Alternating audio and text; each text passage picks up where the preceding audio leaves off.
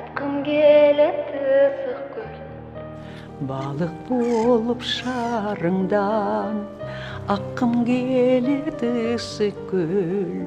Бүгін 17 февральда Қырғыз театры жана кинонун улуу актрисасы, Кыргыз эл артисти Токтогул атындагы мамлекеттик сыйлыктын ээси Жамал Сейдакматованы акыркы сапарга узатуу зыйнаты өткөрүлдү. Маркумду акыркы сапарга узатуу зыйнатында анын басып өткөн жолу, өрнөктүү өмүрү, талбас күжүрмөндүгү жана кемеңгер кептери айтылып, кийинки муунга үлгү катары жеткирүү аракети болду. Ошондой эле тасмадагы ролдору, театрдагы чыгармачылыгы туурасында сөз болуп, Кыргыздын курманжаны, Кыргыздын каныкейи аталган Сейдакматовага 2016-жылы Лондон шаарында өткөн бүткүл дүйнөлүк театр фестивалында дүйнөлүк искусствонун чебери наамын ыйгарышканы сыймыктануу менен белгиленди. Салтанаттын жүрүшүндө Кыргыз эл баатыры, жазуучу, драматург Бексултан Жакиев, жазуучу Султан Раев жана маркумдун сахналаштары, ошондой эле маданият өкүлдөрү катышышты. Соңунда маркумду Атайын улуттук гвардиянын аскерлеринин коштоосунда топурак салууга алып кетишти. Жамал чыгармачылыкка мен университетти бүтө элек кезде келди. Мен Жамалдан 3 жаш улуу элем. Ошондо киного тартылат деген кабары болду. Анан биз агызды көрө элекпиз. Кандай бактылуубуз киного тартылган. Кандай таланттуубуз деп көргүбүз келет. Анан ошондон бери Жамал театрда, кинодо 82-ге чыкканса да 80-ге чыккандай болбой жаш бойдон келди. Анын талантына, анын кинодогу, театрдагы аткарган ролдоруна биз суктандык, кубандык, сүйүндүк. Жамал бир тобубуздун жазган пьесаларыбыздагы биздин жазган ролдорду аткарды. Дүйнөлүк классиканы аткарды. Болот Шалтаев экөө Шекспирдин Азова чалма деген комедиясында укмуш спектакль түзүшкөн. Бул спектакль болот аман соо турса, сыркоолоп калбаса, түбөлүктүү спектакль болду. Андан кийин Жамалдын биз Шекспирдин жана айтылып өттү, Дездемонасын ойнодук. Башкаларды, Чекемди, советтик драматургдарды, кыргыз драматургдарын, оруз драматургдарын ойногон спектакльдери калган сыяктуу. Жамал өзүнүн жашоосунда демилгелүү, абдан тынчы жок, жакшы мааниде изденген мыкты актриса болчу. Бул ошо изденгенинин үзүлүн көрүп туңгуч театрын түздү. Жамалдай актриса бактылуу жашады. Бул мыкты таланттардын доорунда кыргыз драмасы, кыргыз театры, кыргыз киносу дүркүрөп өскөн доордо жашады. Ошол доордо, ошол дүркүрөп өсүнө Жамал салымын чоң кошту. Ошон үчүн бул Жамалдын өмүрү, жашоосу бактылуу болду. Бирок Жамал арабыздан кетти. Эми аны көрбөйбүз. Бирок аткарган ролдору эсибизде калат. Жамалдай таланттуу кыздар, таланттуу уулдар кыргыз энелери аман турганда дагы жаралат. Бирок Жамал Сейдакматова бирөө ойдон калат. Эмне дейбиз? Биз ар бир мыкты адамыбыз жоолгон сайын кабыргабыз кайышат. Бири-бирибизге, өзүбүзгө кайрат айтат. Кайраттуу болду. Артык айрылуу болсун.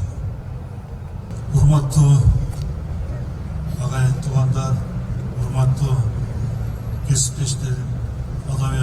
искусство шеберлери. Бүгін біз арамыздан Кыргыздын улуу инсаны, Кыргыз театр өнөрүнүн легендасы Жамал Сидакматованы акыркы сапарга узатып атабыз. Жамал эже бул ушул эле сөздө анын бүткүл өмүрү, бүткүл тагдыры, бүткүл арманы, бүткүл кубанычы, адамга мүнөздүү трагедия менен триумфу, адамга мүнөздүү жашоосу, өмүрү, тагдыры ушул сөзгө байланышкан. Жамал эже биздин кыргыз театр өнөрүнүн, кыргыз улуттук театр өнөрүнүн эң туч окуусунун акыркы магикандарынын бири. Биз бүгүн Жамал эжени узатып атып, биз Жамал эже менен чогуу, Жамал эже менен кошо өзгөчө бир доорду, мезгилди, кыргыз маданиятынын өзгөчө тарыхын узатып атабыз. Себеби ошол доордо, мезгилде, тарыхта Жамал эженин ысмы менен терең байланышкан. Жамал эже бүткүл өмүрүн театрга арнады. Мындайча айтканда, о дүйнөгө сахнадан кетти. Акыркы деми калгыча ушу театрда, акыркы жашоосунун күндөрү калгыча театрда өттү. Ал театрда рол ойногон жок, ал театрда жашады. Ошол өмүр, ошол талант, ошол бийиктик бүгүн арабыздан кетип баратат. Албетте, чыгармачыл адам, жазуучу болобу, актер болобу, актриса болобу, улуу адам болобу, албетте ал сөзсүз түрдө улуу адамдын ички улуу трагедиясы, ички арманы болот. Чыгармачыл адам эч качан ойлобош керек бул. Чыгармачыл адам ушундай бактылуу деп. Ал өзүнүн ички трагедиясы бар. Ошол нерсе менен жашайт, ошол арман менен жашайт, ошол дүйнөсүн бизге жеткирет. Жамал эже да ошондой болду, жашоосу дагы. Бирок мен айтар элем, Жамал эженин өзгөчө бир дүйнөсү, өзгөчө бир көз карашы, өзгөчө бир тагдыры бар эле. Мен эже менен көп иштештим. Көп чыгармаларыма пьесанын автору катары, спектакльде болгон режиссер катары чогуу иштедик. Экөөбүз, Жамал эже экөөбүз Ханышанын көз жашы, Илек-илек, Таймам деген спектакльдерди чогуу иштедик, чогуу койдук. Биз кыргыз театрларынын ичинен арасынан биринчи жолу спектакльибиз менен Лондонго бардык. Ошол Лондондо эже Илек-илек деген спектакль ойлогондо британиялык театр ишмерлери айтты. Биринчи эженин жашын сурады. Биз айттык, эже 80ге таяп калды депчи. Ошондо ошол спектакльди көргөндөр туруп алып кол чапкан. Ошондо эжеге дүйнөлүк театр өнөрүнө кошкон салым үчүн деген сыйлыкты берген. Бул өзгөчө көрүнүш, өзгөчө феномен. Ошондуктан Жамал эженин бүгүнкү коштоосунда биз улуу талант менен, улуу актриса менен коштошуп жатабыз. Жамал эженин дагы бир өзгөчөлүгү өмүрүнүн акырына чейин ушул жаш балдарды, жаш кыздарды, балдарды ушу театр өнөрүнө үйрөттү, окутту. Мен ойлойм элем, ошолордон актриса, таланттуу, улуу актриса чыкпаса дагы улуу адам чыгат. Себеби Жамал эже ошол адамдыктын, асылдыктын, дүйнөнүн тазалыгын ошол балдарга калтырып кетти.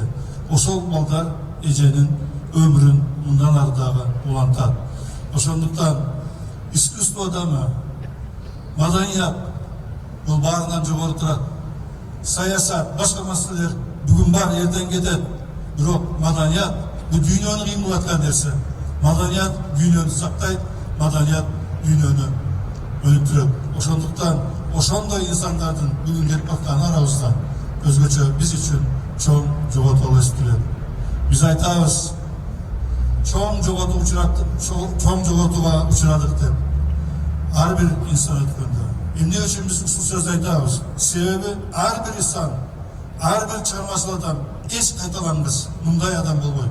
Ошондуктан ошол кайталангыс таланттардын бири Jamal Aja, bargan жериңиz бейиш болsun. Жүргөн жериңиz бейиштин багы болsun.